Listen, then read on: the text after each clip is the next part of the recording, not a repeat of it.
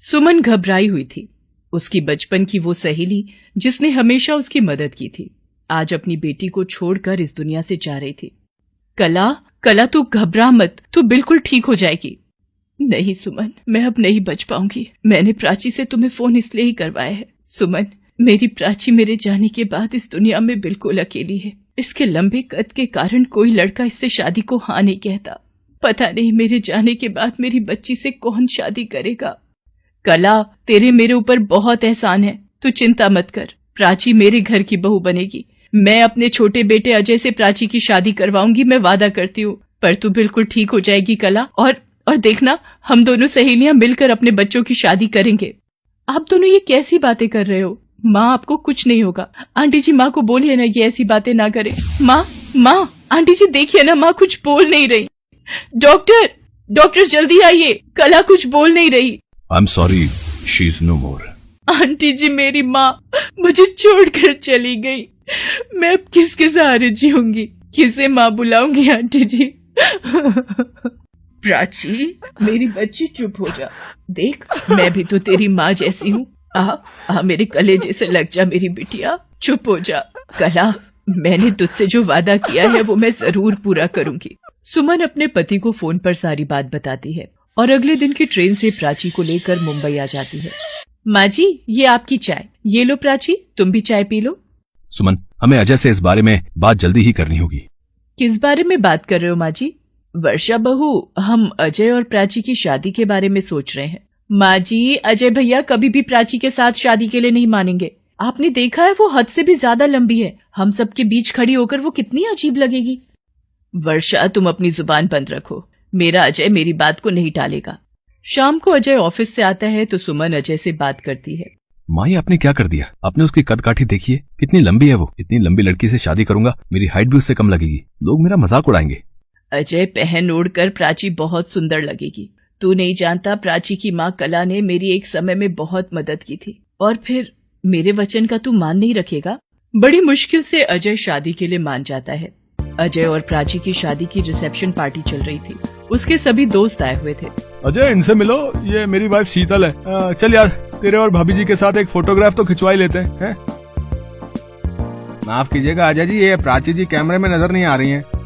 प्राची जी, आपको थोड़ा झुककर खड़ा होना पड़ेगा, या एक काम कीजिए, आप कुर्सी पर बैठ सकती हैं, तब आप नजर आ जाएंगी। अजय, मेरे दोस्त अच्छा है। अब तुझे छत पर जाना हो तो बस भाभी जी को खड़ा कर देना है, और उन पर चढ़कर सीधा छत पर पहुंच जाना भाई। सीढ़ी की भी जरूरत नहीं पड़ेगी भाई। अब तुम लोग एंजॉय करो, मैं अभी आता हूँ। अजय गुस्से में अपनी माँ और पापा के पास जाता है। आपने मेरे दोस्त यारों के बीच मेरी इंसल्ट करवा दी है। प्राची की हाइट इतनी लंबी है कि सब दोस्त मेरा मजाक उड़ा रहे हैं। वो कैमरे में भी फिट नहीं आ रही है। देवर जी, और मानिए माँ की बातों को। मैंने तो पहले ही कहा था, मेरी छोटी बहन मुस्कान आपको बहुत पसंद करती है, आपको उससे शादी कर लेनी चाहिए। पर आपने मेरी बातों को सुना ही नहीं, इसीलिए आज आपको ये दिन देखना पड़ रहा है। वर्षा बहू, ये कोई टाइम है ये सब बातें करने का? और अजय, प्राची तुम्हारी पत्नी है, उसका मान सम्मान करना तुम्हारा फर्ज है। वो देखो, स्टेज पर बेचारी अकेली खड़ी है। तुम सब यहीं रहो, मैं और तुम्हारे पापा ही स्टेज पर चले जाते हैं। सोनू, पिंकी, अपनी चाची को तंग मत करो। और भी मेहमान फोटो खिंचवाने के लिए खड़े हैं। कोई बात नहीं भाभी, बच्चे मुझे तंग नहीं कर रहे हैं। वर्षा बहू, बच्चों को अपनी चाची के साथ एंजॉय करने दो। तुम क्यों परेशान हो रही हो? कोई तो है जो मेरी बहू का मन लगा रहा है, वरना तुम सब तो स्टेज से उतरकर इधर उधर हो गए। वर्षा, ये माँ ने कैसी लड़की पसंद कर लिया अजय के लिए? जिधर देखो पार्टी में सब लोग प्राची की हाइट को लेकर ही बात कर रहे हैं। वो देखो सामने मिसेस शर्मा। ये मिश्रा जी को भी इतनी लंबी लड़की मिली थी शादी के लिए। अजय में कमी क्या थी? देखने में तो सुंदर है, पर लड़की की हाइट बहुत लंबी है। देखभाल कर लड़की पसंद करनी चाहिए। अरे अच्छा है ना, लंबी बहू लेकर आए हैं। ऊपर की अलमारी से कुछ उतारना हो तो बहू काम आ जाएगी, छत पर चढ़ना हो तो सीढ़ी बन जाएगी। वरना हमें तो स्टूल रखकर रसोई की अलमारी से कुछ उतारना होता है। आजकल लोग अपना फायदा ही ढूंढते हैं। देखा तुमने, कितना मजाक बना रखा है इस प्राची ने हमारा। ऊपर से मेरे भाई की जिंदगी और खराब हो गई। सुनो, हम कुछ नहीं कर सकते। इस घर में माँ जी की ही चलती है। उन्हें अपनी सहेली को दिया वादा जो पूरा करना था। उन्हें देवर जी की परवाही कब थी? मेरी मुस्कान। वर्षा, अब तुम फिर शुरू मत हो जाना मुस्कान का नाम लेकर। कुल मिलाकर सास ससुर और बच्चों को छोड़कर घर में सभी को प्राची से चिढ़ थी। अजय, वर्षा, मोहित तीनों प्राची से सीधे मुंह बात करना पसंद नहीं करते थे। प्राची, मैं जानती हूँ तुम इस घर में खुश नहीं हो। अजय, वर्षा और मोहित तुम्हारे साथ अच्छा व्यवहार नहीं करते हैं, पर समय के साथ सब कुछ ठीक हो जाएगा। इन सब की तरफ से मैं तुमसे माफी मांगती हूँ बेटा। माँ जी, ये आप क्या कह रही हैं? आप यूँ माफी मत मांगिए। आप नहीं होती तो पता नहीं मेरा क्या होता। आपने तो मेरी जिंदगी को संभाल लिया। प्राची सुमन के गले लग जाती है। प्राची अपनी तरफ से सबके दिलों में जगह बनाने की कोशिश कर रही थी। ऐसे ही एक दिन, माँ जी, आज स्कूल वैन वाला भैया नहीं आएगा, मैं बच्चों को लेने स्कूल जा रही हूँ। भाभी, आप स्कूल जा रही हैं तो क्या मुझे ब्यूटी पार्लर तक छोड़ देंगी? मुझे थ्रेडिंग करवानी थी और थोड़ा बाजार का काम था।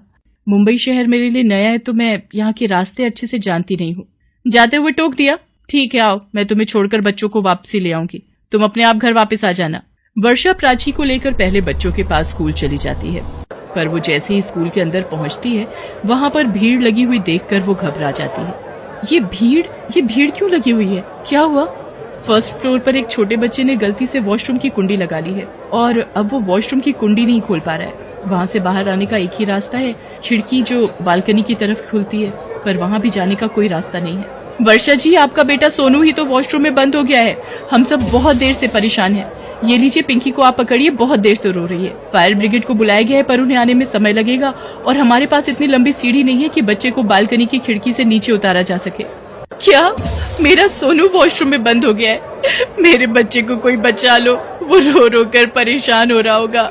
मैम, आपके स्कूल में इस वक्त जो भी सीढ़ी मौजूद है वो मुझे दे दीजिए।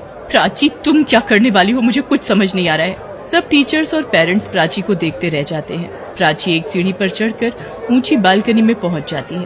प्राची लंबी थी इसलिए वो ऊंचाई पर चढ़कर बालकनी तक पहुंच गई और उसने किसी तरह बालकनी की खिड़की खोलकर सोनू को सुरक्षित निकाल लिया। स्कूल का स्टाफ और पेरेंट्स प्राची की बहुत तारीफ करते हैं। प्राची जी, आप सचमुच बहुत हिम्मत वाली हैं। मैं आज ही अपने स्कूल के सारे स्टाफ के साथ एक मीटिंग रखूंगी और ऐसी गलती दोबारा ना हो, इस बात का पूरा ध्यान रखा जाएगा। वर्षा और प्राची बच्चों को लेकर घर आ जाते हैं। घर आकर वर्षा सारी बात घर वालों को बताती है और वो प्राची से भी माफी मांगती है। प्राची, मुझे माफ कर दो। मैंने हमेशा तुम्हारी लंबाई का मजाक बनाया, पर आज तुम्हारी वजह से ही मेरे बच्चे की जान बची है। मुझे माफ कर देना। भाभी, प्लीज आप रोइए मत। देखिए, सोनू बिल्कुल ठीक है। मोहित और अजय भी प्राची को इतना गलत बोलने के लिए शर्मिंदा थे। उस दिन के बाद से प्राची की लाइफ में सब कुछ ठीक हो जाता है।